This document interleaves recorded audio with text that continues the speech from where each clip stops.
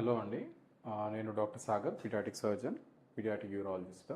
So ఈరోజు మనం హైపోస్పీడియాస్ అంటే ఏంటో తెలుసుకుందాము. ఓకే, నార్మల్గా అంగానికి చివర్లో ఓపెనింగ్ ఇక్కడ ఉంటుంది, మూత్రం పోసే ఓపెనింగ్ ఇక్కడ ఉంటుంది, చర్మం వచ్చేసి కంప్లీట్గా కవర్ అయి ఉంటుంది. ఓకే, సో ఇది నార్మల్ అన్నట్టు. ఓకే, హైపోస్పీడియాస్ అంటే ఏంటి అంటే కనుక నార్మల్గా చివర్లో ఉండాల్సిన ఓపెనింగ్ కాస్త ఇక్కడ మనకు కింది భాగంలో ఉంటుంది. ఓకే, కింది భాగంలో ఉండడం వల్ల పిల్లలు మూత్రం పోసినప్పుడు కాళ్ళ మీద పడడం అనేది జరుగుతుంది.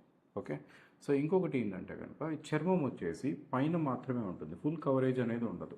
ఓకే, సో ఒక పాము పడగలాగా కవరింగ్ అనేది రావడం జరుగుతుంది.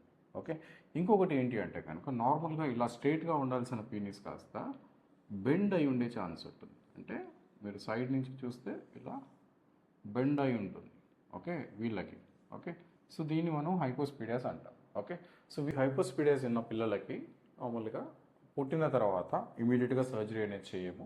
ఓకే, 6 నెలల తర్వాత ఆపరేషన్ అనేది చేయడం జరుగుతుంది. ఓకే, సో 6 నెలల నుంచి 18 నెలల వరకు ఆపరేషను మనకు రిజల్ట్ అనేది చాలా బాగా ఉంటుంది. సో పిల్లలకి యూజువల్గా మనకు టిప్ చివర్లో ఉంటే కనుక యూజువల్గా మనకు సింగిల్ స్టేజ్ అనేది చేయడం జరుగుతుంది.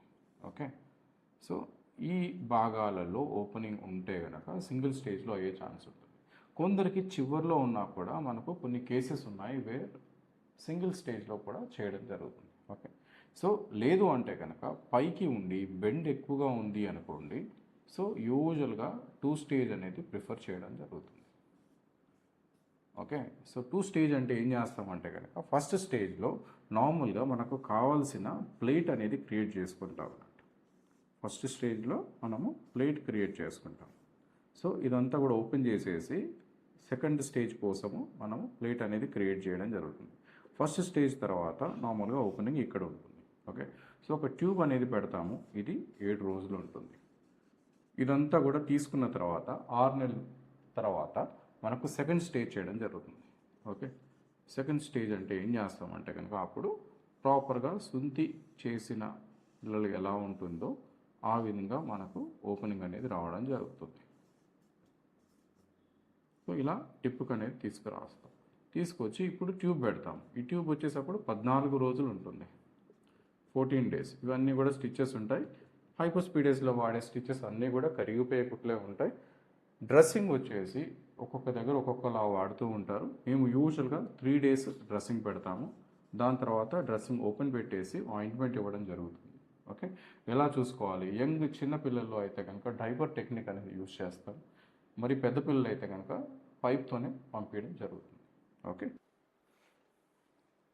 సో ఓపెనింగ్ చివర్లో ఉంటే కనుక చాలా టెక్నిక్స్ ఉంటాయి ఆపరేషన్ చేయడానికి. సో ఓవరాల్గా ఏదైనా కూడా మేము స్కిన్ అనేది ప్రిజర్వ్ చేయడం జరగదు. సో నార్మల్గా సుంతి జరిగిన తర్వాత ఎలా ఉంటుందో ఆ విధంగా మనము ఓపెనింగ్ అనేది పెట్టడం అనేది జరుగుతుంది. సో ఇది సింగిల్ స్టేజ్ చేసిన తర్వాత నార్మల్గా ఓపెనింగ్ ఇలా వస్తుంది. ఈ పైప్ వచ్చేసి పెడతాము, 10 నుంచి 14 రోజులు ట్యూబ్ పెడతాము. ఇవన్నీ కుట్లు ఉంటాయి, మొత్తం కరిగిపోయే కుట్లే వేస్తాము. కోరల్ హాస్పిటల్ ఈసీఐలో ఇలాంటి సర్జరీస్ అన్నీ చేయడం జరుగుతుంది. ఓకే, సింగిల్ స్టేజ్ అయినా 2 స్టేజ్ అయినా ఎక్కడైనా ఫెయిల్ అయినా కూడా మనము మళ్ళీ రీకన్స్ట్రక్ట్ చేసి ఆపరేషన్ చేయడం జరుగుతుంది విత్ గుడ్ రిజల్ట్.